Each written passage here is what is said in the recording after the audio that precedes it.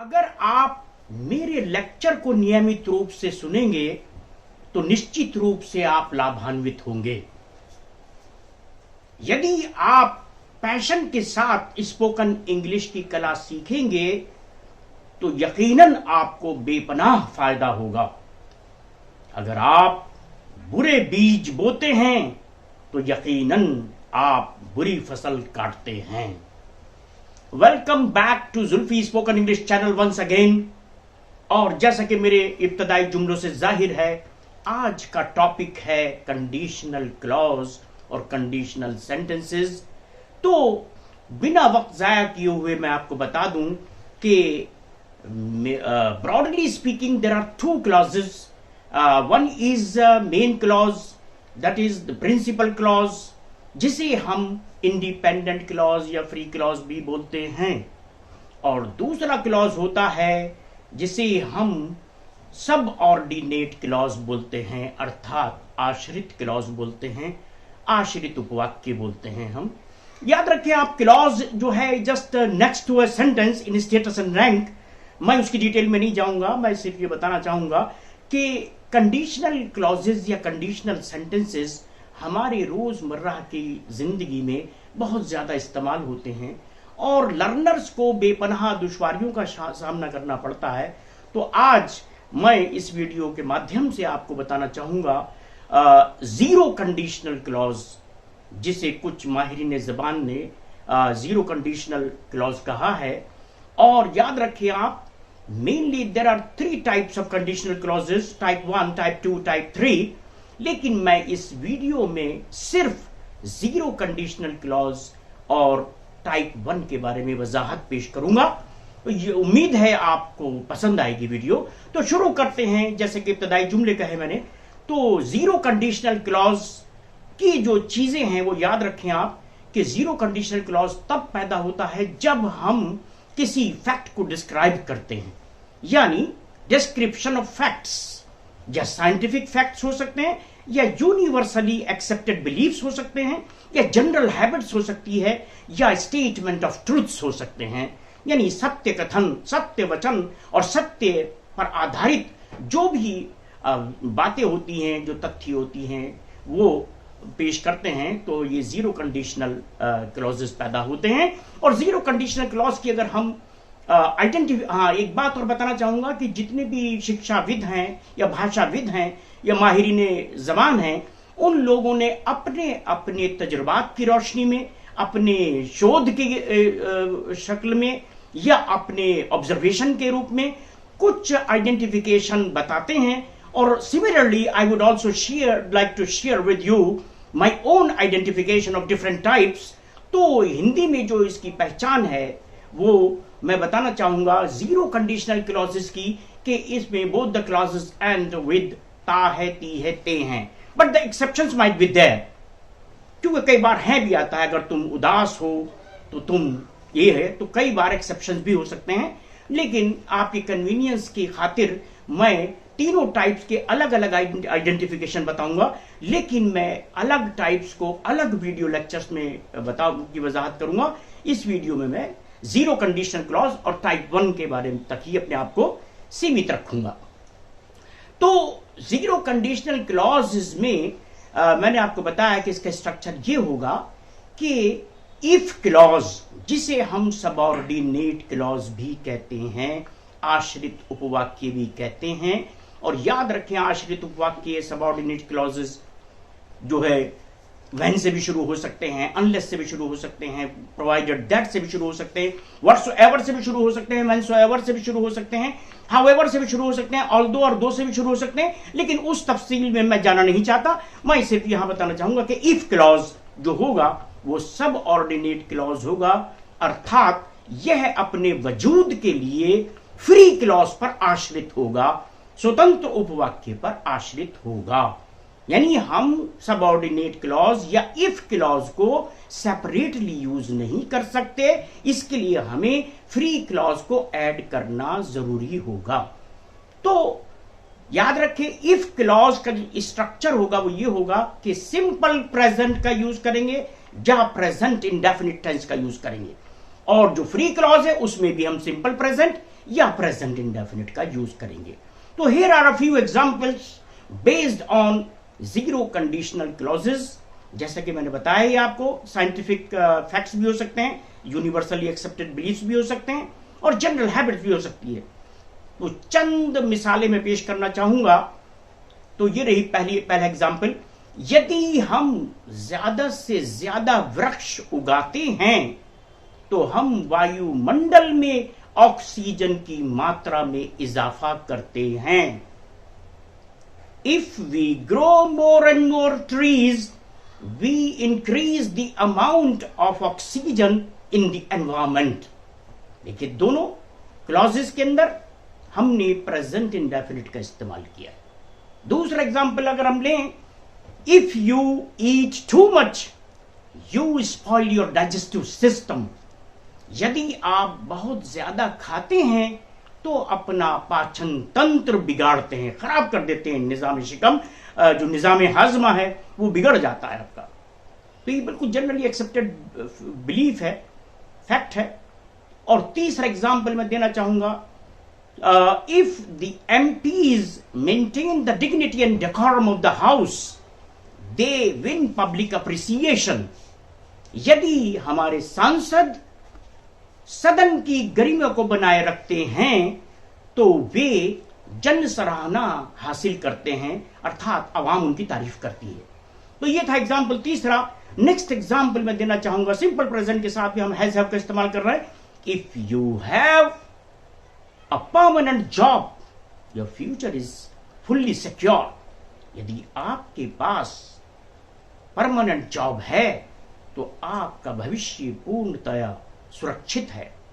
तो याद रखिए आप। इसके अलावा एक एग्जांपल में देना चाहूंगा, scientific fact. If we keep water below 0 degree Celsius it starts turning into ice. यदि हम जल को 0 डिग्री सेल्सियस से नीचे के तापमान पे रखते हैं तो यह बर्फ बनने लगता है। जल जो है वो बर्फ बनने लगता है। तो इस तरह के एग्जाम्पल यही कह सकते हैं कि if you sow bad seeds you reap bad crops. यदि आप बुरे बीज बोते हैं तो बुरी ही फसल काटते हैं। तो that was a discussion on zero conditional clause. Now I would like to turn towards the conditional clauses per se. सही माने में जो कंडीशनल क्लॉजेस है टाइप 1 की तरफ मैं रुख करूंगा। कंडीशनल क्लॉज टाइप 1 में स्लाइड चेंजेस हैं, और वो चेंजेस क्या हैं इसकी आइडेंटिफिकेशन नोट करें। Type 1 conditional clause. टाइप 1 में बोथ क्लॉजेस एंड विद गा गी गे। दोनों उपवाक्यों का अंत गा गी गे पर होगा। यदि तुम ऐसा करोगे तो ऐसा होगा, यदि हम वहां जाएंगे तो हम ये पाएंगे, अगर हम उसकी बात सुनेंगे तो हम बहुत फायदा उठाएंगे। इस तरह के सेंटेंस गा गी गे। लेकिन याद रखें आप कि मैंने बताया कि जनरली ऐसा माना जाता है, एक्सेप्ट किया जाता है, but the exceptions might be there as far as identification of this type is concerned in Hindi। Hindi में आइडेंटिफिकेशन थोड़ी मुख्तलिफ भी होती है, लेकिन मैं मान के चलता हूं यदि तुम ऐसा करोगे तो ऐसा पाओगे, यानी गा गी गे। मोस्टली स्टूडेंट्स गलती करते हैं और अक्सर वो बेशतर करते हैं कि यदि तुम ये कहोगे तो लोग दोनों ही फ्यूचर इंडेफिनिट बना देते हैं, जबकि गलत हो जाता है। दो फ्यूचर एक साथ यूज नहीं होते। Keep this in mind. अगर एक सबऑर्डिनेट क्लॉज है तो दोनों फ्यूचर एक साथ यूज नहीं होंगे। You have to keep this fact in mind. तो इसका स्ट्रक्चर नोट फरमाएं। इफ क्लॉज सेम स्ट्रक्चर है। इफ क्लॉज को में हम यूज करेंगे सिंपल प्रेजेंट या फिर प्रेजेंट इंडेफिनिट टेंस, और फ्री क्लॉज जो होगा, स्वतंत्र उपवाक्य जो होगा, उसमें यूज करेंगे हम फ्यूचर, सिंपल फ्यूचर या फ्यूचर इंडेफिनिट टेंस। और याद रखिए आप, फ्यूचर के साथ साथ कई बार हम सेंटेंस में फ्री क्लॉज में कैन का भी यूज कर सकते हैं, मे का भी यूज कर सकते हैं। तो वो हमारी जो आइडेंटिफिकेशन है उसका अपवाद हो सकता है। तो ये ध्यान रखें आप टाइप 1 के तहत। तो here are a few examples based on type 1 conditional clauses. Number 1, if you do not walk cautiously you will stumble down. यदि आप संभल कर नहीं चलेंगे तो आपको ठोकर लगेगी, ठोकर खाएंगे. Number 2 example, if he gets late the boss will get angry. यदि वह देरी करेगा तो बॉस को गुस्सा आएगा, बॉस क्रोधित होगा. Third example, if you maintain anti-corona protocol at every step, you will guard yourself against the pandemic. यदि आप एंटी कोरोना प्रोटोकॉल का पालन करते हैं, हर कदम पर करेंगे, तो आप स्वयं की हिफाजत करेंगे, इस महामारी के खिलाफ उसका आप अपनी रक्षा करेंगे. और एक और बात बताना फर्ज समझता हूं कि याद रखें आप, फ्री क्लॉज में नेगेटिव भी हो सकता है और इंटरोगेटिव भी हो सकता है, इंटरोगेटिव नेगेटिव भी हो सकता है, और WH फैमिली का यूज भी हो सकता है. Keep this fact in mind. तो कुछ एग्जाम्पल, और जो हमारा सबऑर्डिनेट क्लॉज है अर्थात इफ क्लॉज है, जिसमें कंडीशन दी हुई होती है, जिसमें शर्त दी हुई होती है, उसको हम नेगेटिव में भी बना सकते हैं. जैसे मैंने बताया, if you do not walk cautiously you will stumble down, या if she doesn't speak the truth we will slap her. यदि वह सच नहीं बोलेगी तो हम उसे चांटा मारेंगे. और अगर हम फ्री क्लॉज को बनाना चाहें, negative interrogative, if you do not go to Agra you will not stay in a hotel. Negative हो गया.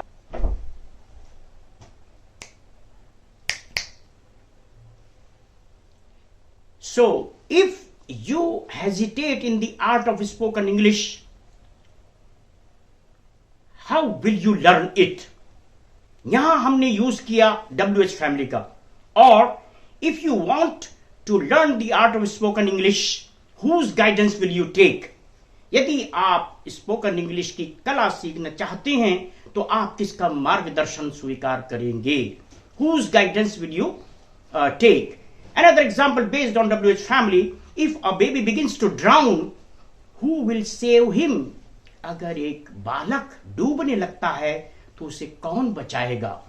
तो ये एग्जाम्पल थे. यानी फ्री क्लॉज में हम यहां तक के इंपेरेटिव का भी यूज कर सकते हैं. If you go to your village, convey my namaste, convey my salaam to your parents, convey my hello to your friends.